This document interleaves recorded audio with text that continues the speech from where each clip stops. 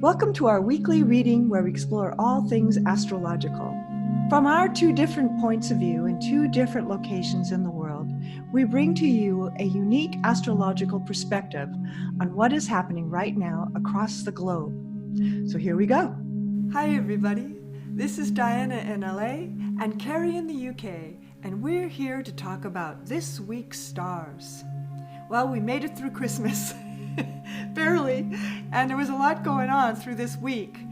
That's why we weren't here on time this week, but we're here today on Sunday. And we are getting ready for the week of New Year's coming. This past week has been interesting because there's been a lovely but difficult Venus square Neptune aspect going through it all, and will continue this week. Venus, the planet of love, the planet of how we feel, the planet of our ideals, squaring Neptune, are what we wish it was, what we imagine it could be, our expectations, our dreams not coming true the way we thought. Venus square Neptune, that's been going on, so there may have been some kinds of disruption, disappointments, things like that during the week. But also, meanwhile, there's been wonderful aspects between Sun and Uranus, trining, and Mercury conjunct the Sun on Christmas Day itself. And so kind of happy surprises too, and sort of meaningful moments. So that was then, and now we're coming into this New Year period that is just full of action as we enter the new year with a big blast, actually, as we encounter some of these big aspects, including the full moon on Tuesday, which we'll talk about in a moment. So, Cary, from your point of view, what are you noticing there in London town? Well, what I'm seeing is it's the start of a very interesting week where we got the Sun trining Uranus with the news of a vaccine from Pfizer which could be 90% effective. At the same time, we've got Jupiter and Saturn conjunct, which supports that news because it's all on the health front. And as we've said before, when we've had this conjunction of Jupiter and Saturn, it always heralds some kind of cure or healing. In Aquarius, which is the planets that Jupiter and Saturn are in Aquarius now. They finally moved out of Capricorn. They're in Aquarius. The Aquarius rules science and treatments and new ways of looking at things and invention. And isn't it perfect that as we start off this new period, we're right on that subject of solutions, new solutions. Capricorn is more about the old ways. Aquarius are the new ways. And at the same time, those two planets are beginning to square Uranus. And that's had huge implications. Now, this particular transit of Saturn squaring Uranus will last for about 5 months. And over the next 5 months, you've got the push me, pull you forces of Uranus and Saturn, because Saturn is structure and Uranus is unpredictability.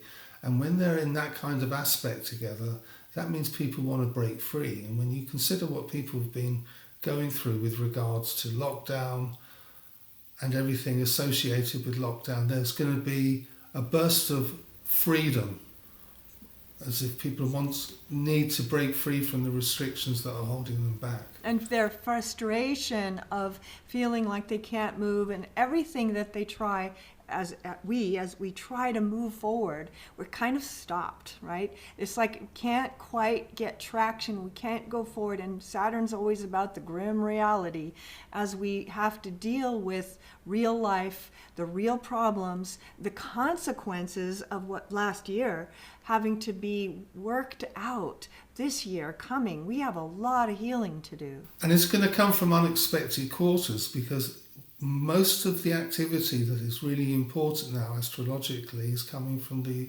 transits to Uranus. So anybody who's born from the 28th of April to the 5th of May, really going to be feeling this.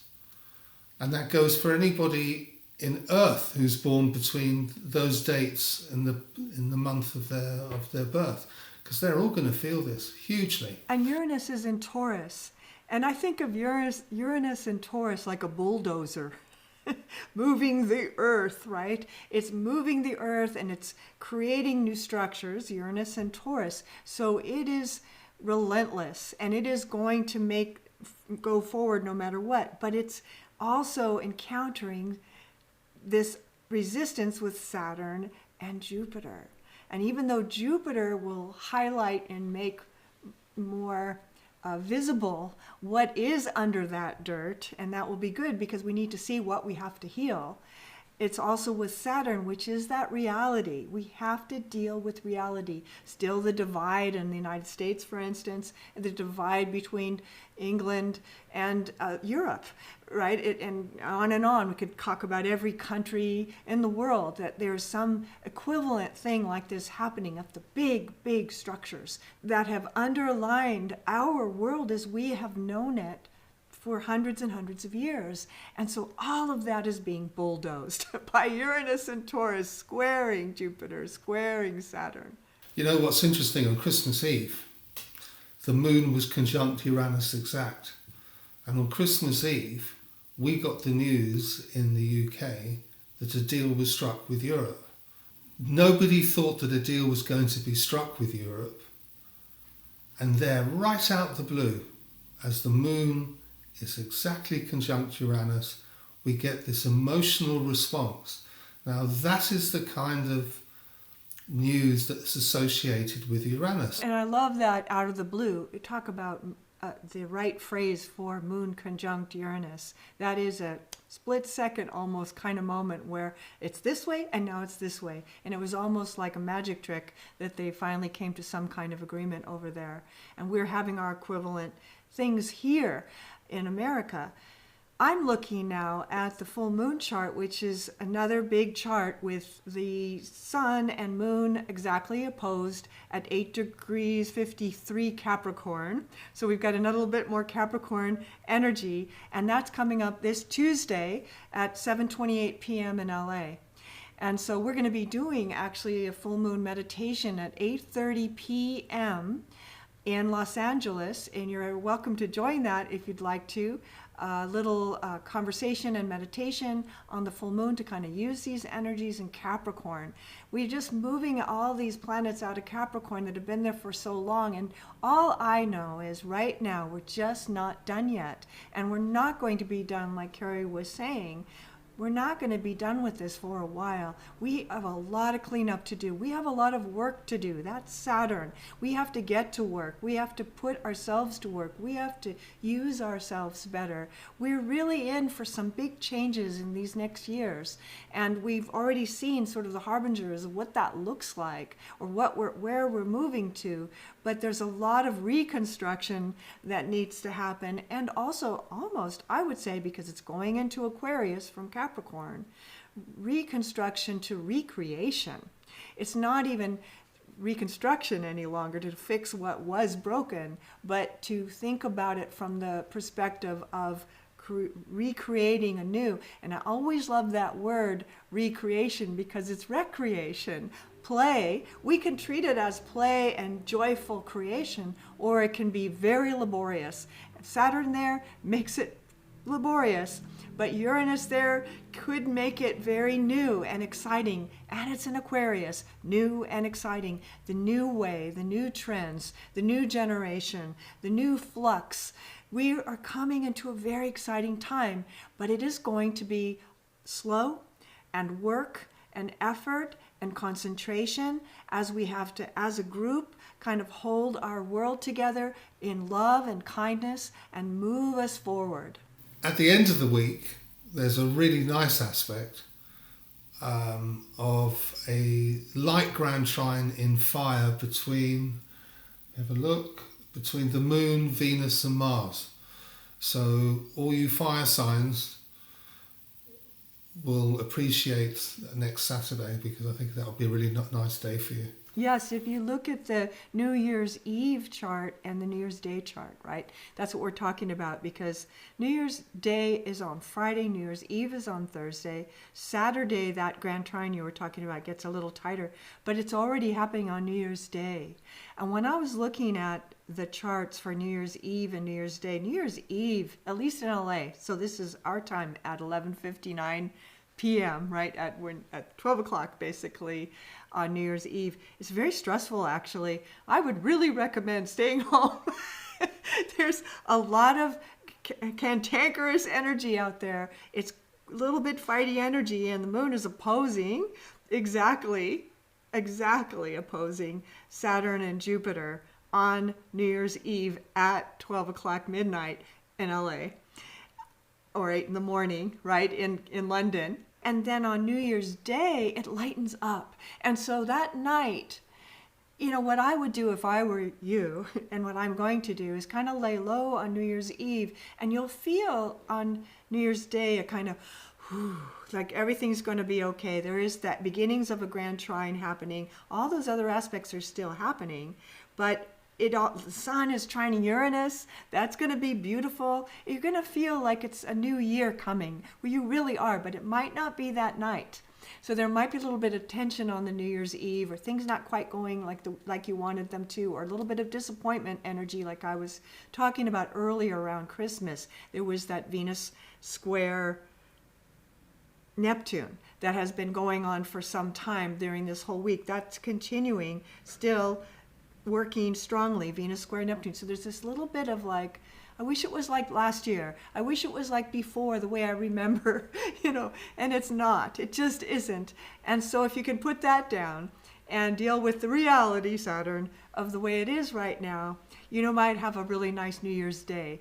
New Year's Day could be a beautiful thing, and it does kind of set the tone for the coming year. So if you can, do a little meditation on New Year's Day. Do a little meditation with us on the full moon on Tuesday. You can join in, you can kind of put your intention into this new year like we did on the solstice.